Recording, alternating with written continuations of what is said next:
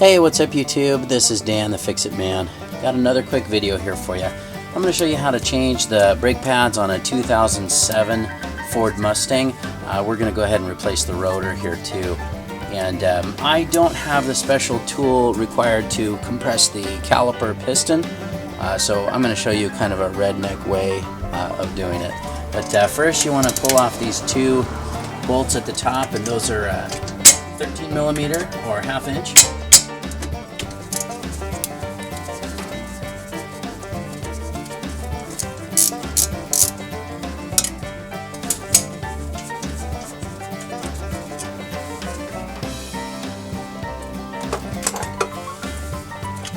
And then you can pry the caliper off of the pads and the rotor here, and we'll just kind of prop that down here for a second.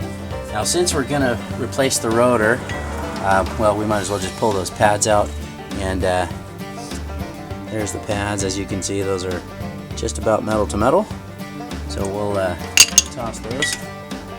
There's another one there. Now, to pull off this part right here, this little mounting bracket or caliper support, there's two more bolts holding that on, and that's a 15 millimeter. And those are really snug. They've got some anti-seize on them.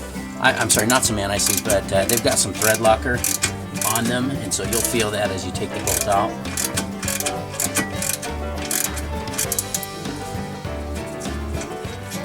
And we can set those bolts aside. Set that one there, pull out the other one.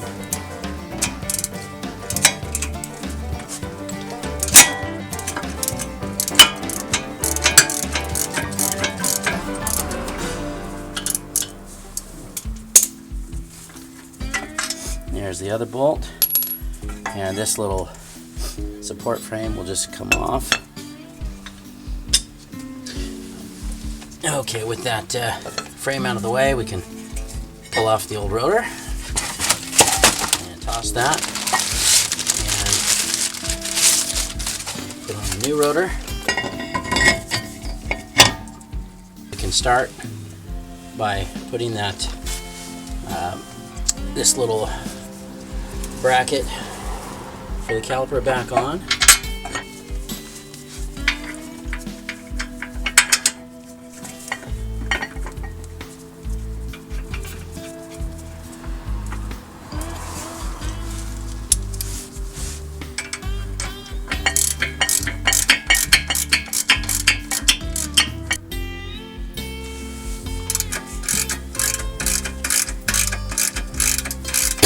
You'll want to see your manual on the specs on this, but just make it nice and tight.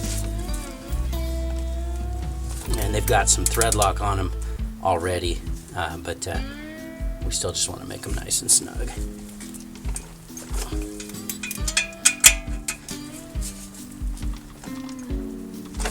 Okay.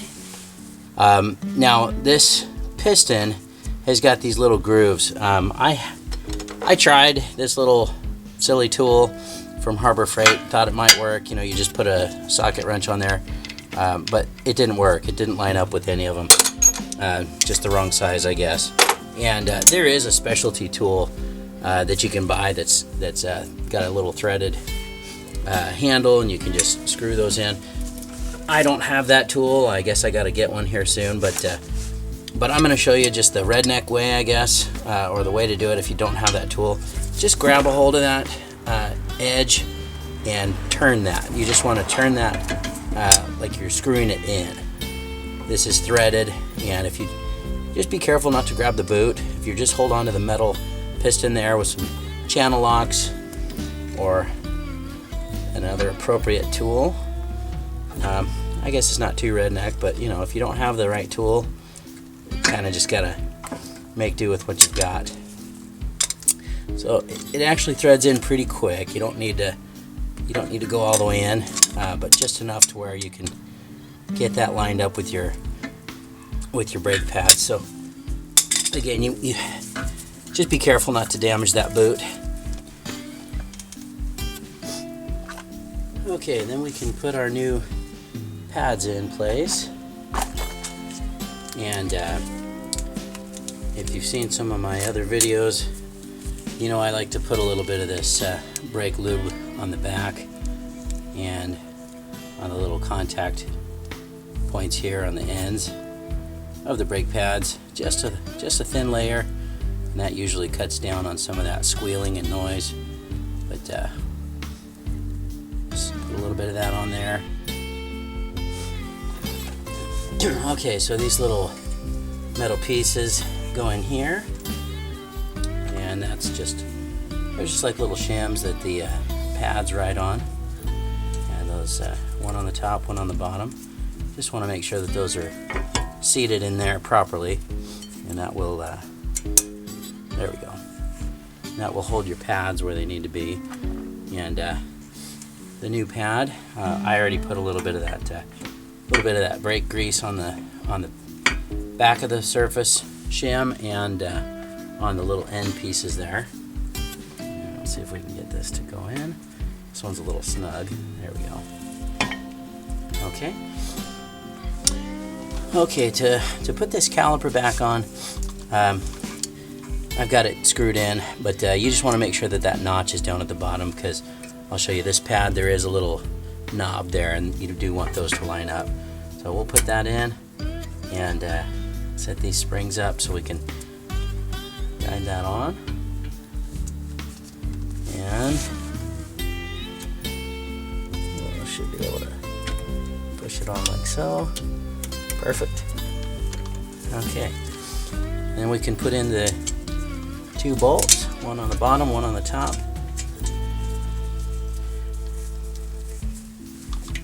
And there we go. You just kind of have to push that down a little bit because of the springs on those pads. Anti-rattle springs or whatever they're called.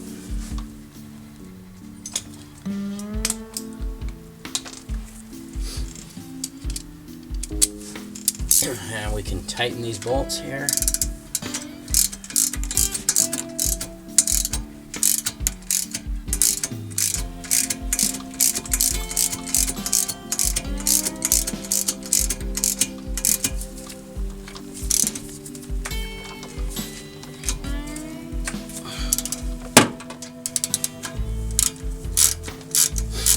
These little pins in here that these are being threaded into, you do want to sometimes add some anti-seize to those. These ones look really good. They're sliding really nicely, so I didn't do that, but you get the idea.